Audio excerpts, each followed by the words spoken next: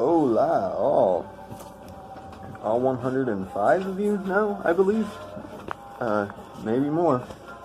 Whatever the case, we are celebrating, because I forgot to celebrate at 100, and I do apologize that I don't have some fantastic video to give you guys now. What I can do for you, though, is promise a super fantastic video when we hit the 200 subscriber mark. I will give you an amazing, awesome, cool, clipped up, musical, bitchin' video with all kinds of effects and shit, because now that we are at the 100 mark and I have kind of invested in pissing off some pretty big shot people, I'm also going to be seriously investing in this this channel and making some real progress with the channel in and of itself from here on, steadfastly.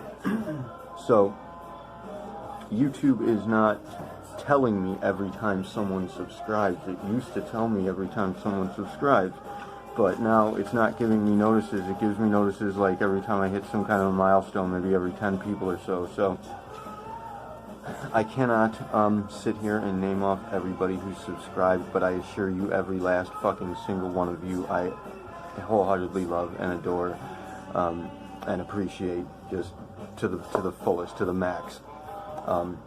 This is really awesome. This has been like a lifelong kind of dream for me, honestly. I wanted to be a writer, and I am, you know, for the most part, a self-published author, kind of. I published episodes that I kind of slacked off on.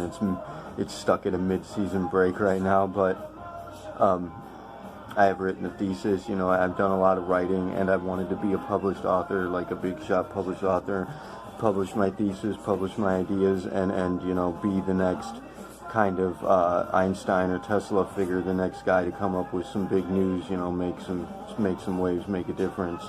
But sadly, I never really had the good fortune or the good graces to, you know, have these opportunities made available to me. And honestly, after so long getting kicked around as hard as I did, I kind of lost the will to fight as hard as I probably should have. But that will's returned to me now, and being given this platform and this ability to reach people the way that I do, again, it's just a lifelong dream fulfilled. And every single one of you who, especially those who have been loyal since the beginning, but every one of you who has subscribed and intends to stick around and see what's coming here, you have my heart. Tienes mi corazón, for sure. Anyways, what I'm going to give you for this video as a little gift is I'm going to try and break down my ideas concerning religion here as best I can, and I do apologize in advance if we jump around here. I might have to like cut from time to time to recoup my thoughts and whatnot. I did have this mapped out in my head, but I was jacked up on energy juice then, so give it my best shot. Now, what constitutes religion?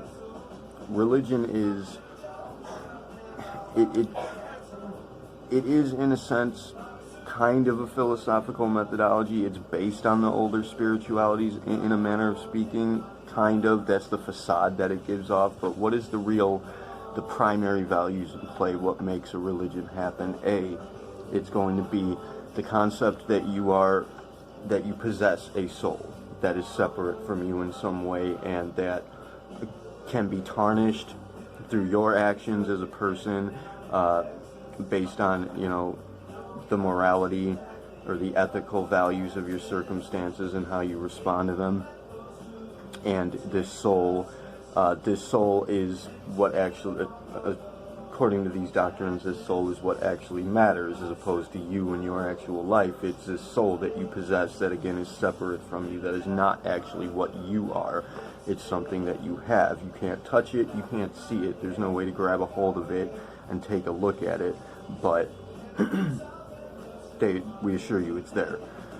But this soul is subject to the scrutiny and critical examination of some greater deity, some overlord that is professed to have, a great deal of power, and obviously we know all the stories. God has really fucked people up for little to no reason in the past, so we have reason to be fearful. You are to fear God. That's premise A.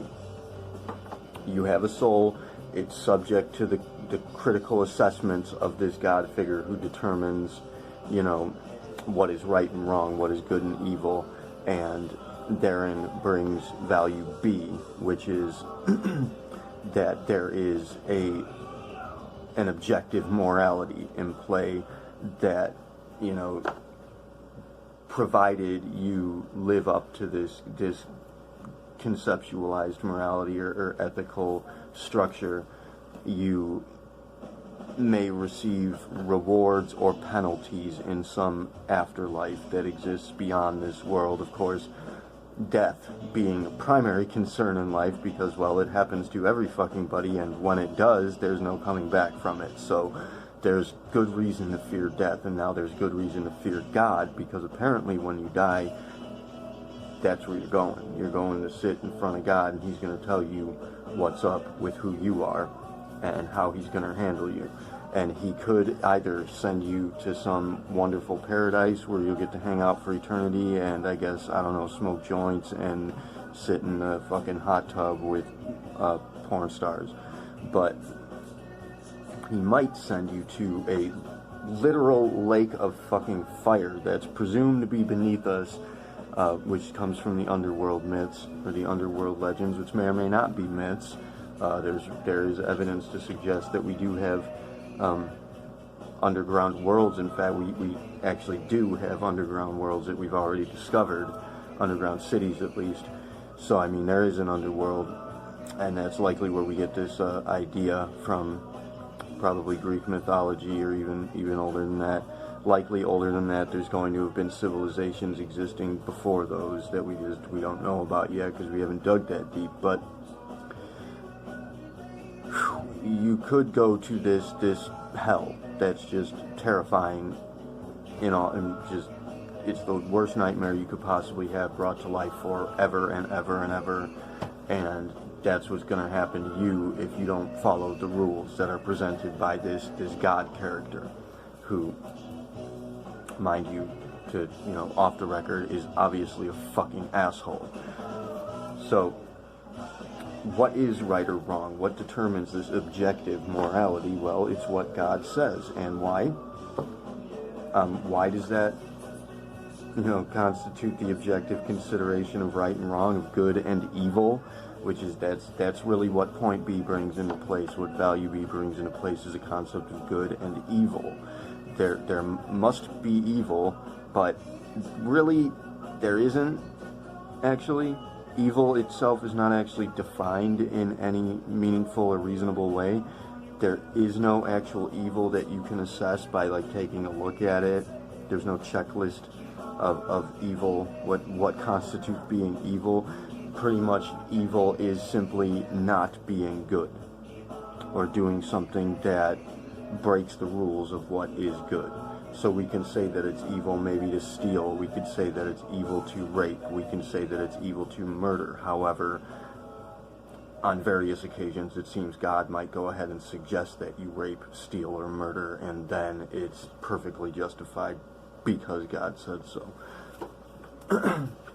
So basically it's going to be God says what's good, and if you don't abide by that, then you are evil. Your soul is tarnished in that way, your immortal soul. And we buy that. A lot of us believe that. And there's no God that we can speak to insofar as concerns the modern biblical scriptural oriented religions. There is no God sitting on a throne somewhere that we can, like, shoot a text to and be like, hey man, is this okay?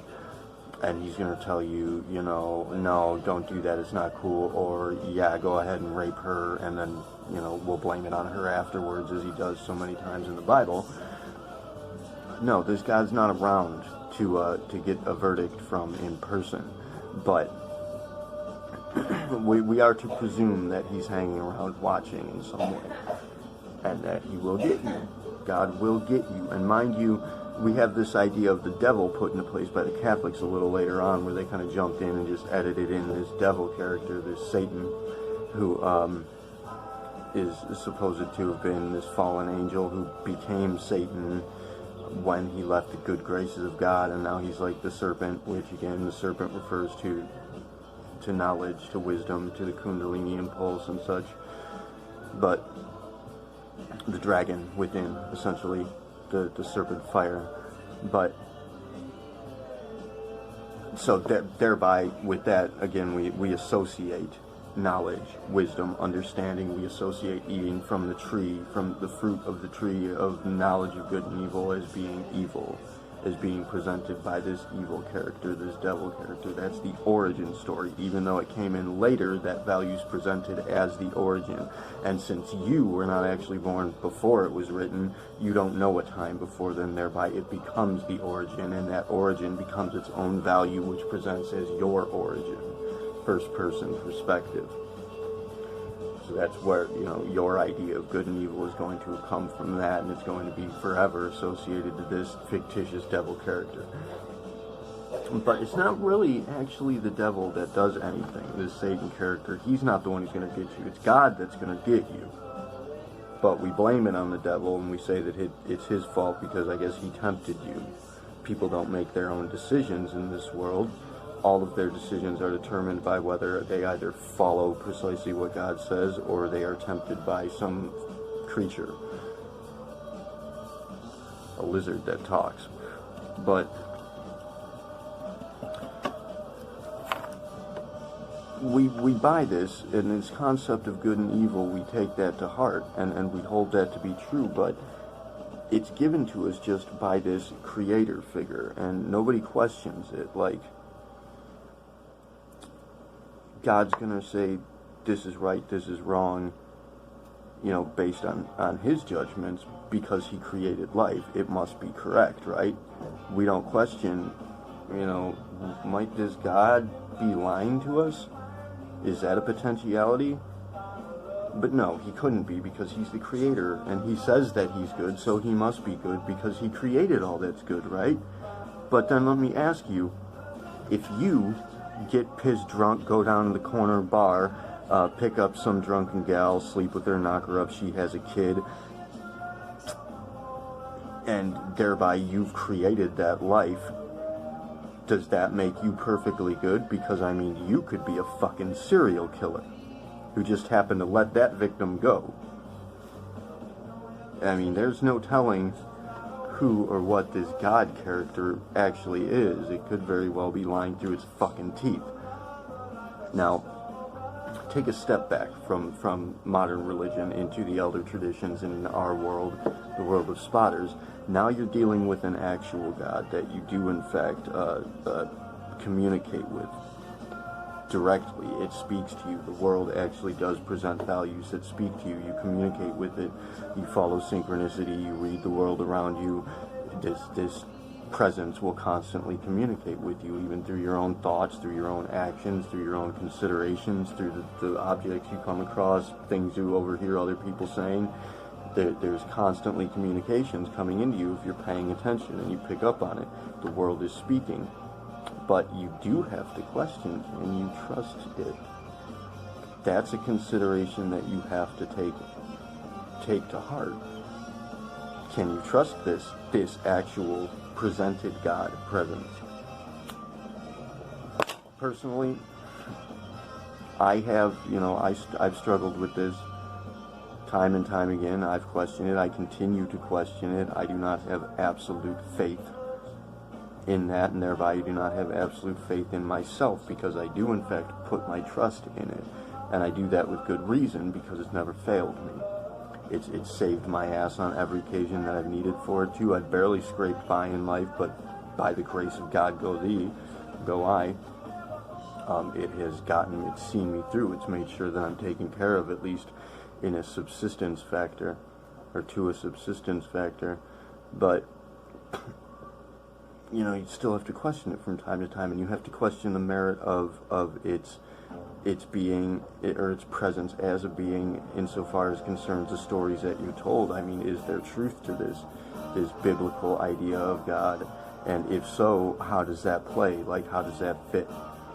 How could we say that the God today, that we see today, is all loving, is all caring, is taking care of you, does want the best for you, but then way back then, God kind of just murdered people en masse without any good fucking reason whatsoever, because somebody threatened two of his angels, he's gonna nuke a fucking city. I mean, there are so many considerations to take into account.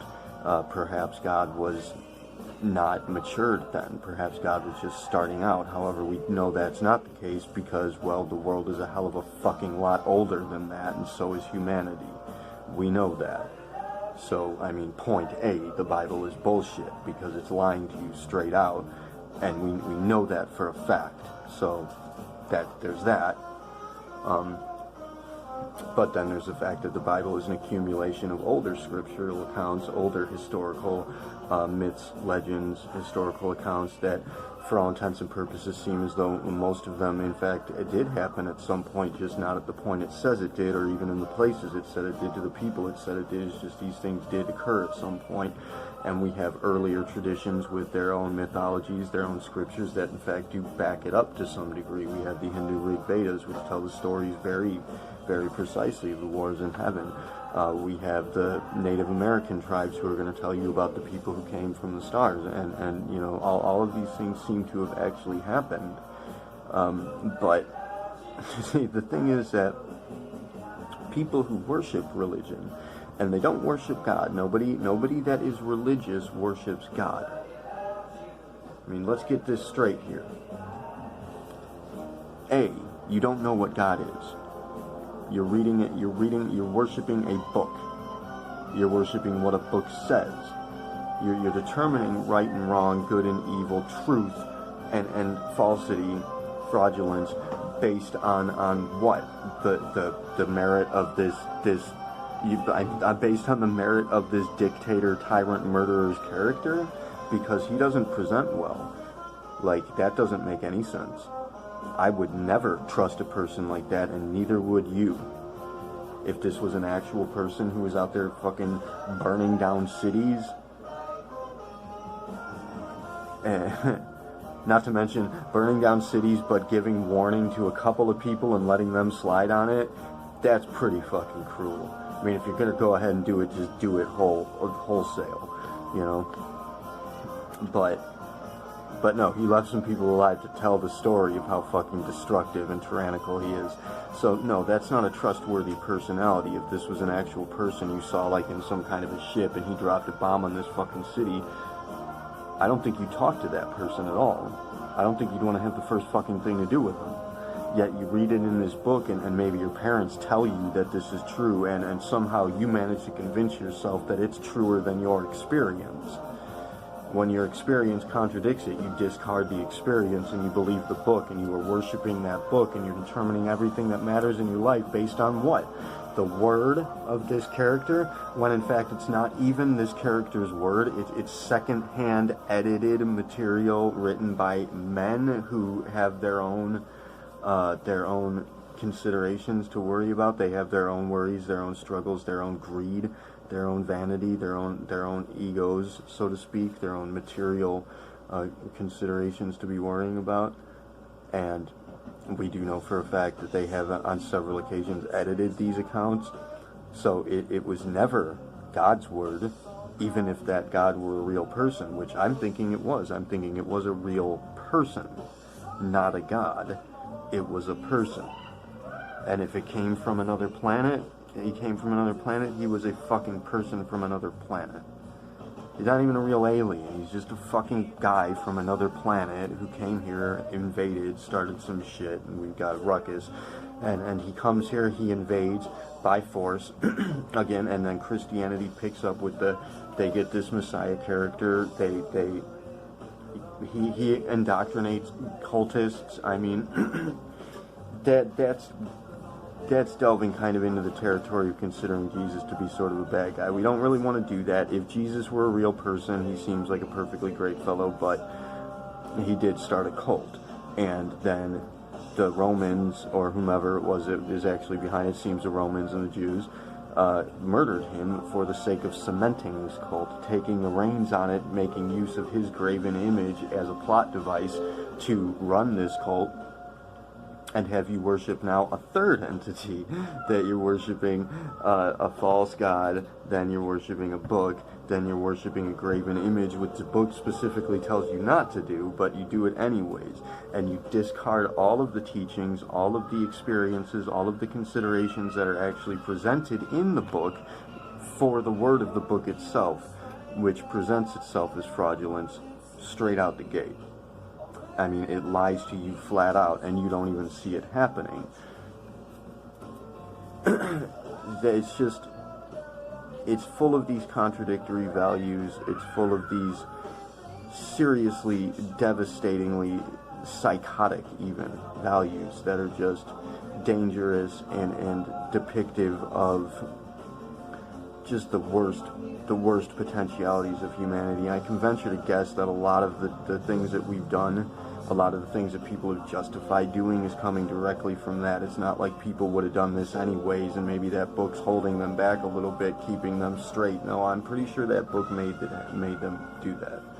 That book gave them some idea of a justification for that. What is the justification for dropping bombs on cities? What's the justification for murdering people en masse? It's always going to come back to some religious ideology, or your politics, which is based on your religious ideologies. It's just the entirety of our schematic as a civilization is based on this fucking book, really. And then in other areas, maybe the Middle Eastern areas, where they have the Muslim or the Islam traditions, it's going to be based on that book, but same diff, same thing, came from the same place around about the same time. It's essentially, it may not be the same words, but it's, for the most part, telling the same fucking story right now. It's presenting the same reality. Maybe it's a little harsher over there than it seems to be here, but that's because, as the dude I've been working on, as the dude I've been responding to said, is a watered down, westernized version, but it's still just as fucking radical. And when I say radical, I mean it's an extremist radical view on humanity itself. It's revolutionary to the nature of humanity. You know, we say that it's human nature to be cruel, it's human nature to hurt people, it's human nature to break all these rules that we hold so morally viable, but it's not really, because I doubt people would actually go about all of these travesties and tragedies and atrocities, go about committing all these atrocities, were it not for that book having presented them in the first place, and presented them so clearly in its own storytelling, but also in the resulting factors of what it presents, wherein this cult took the entire world hostage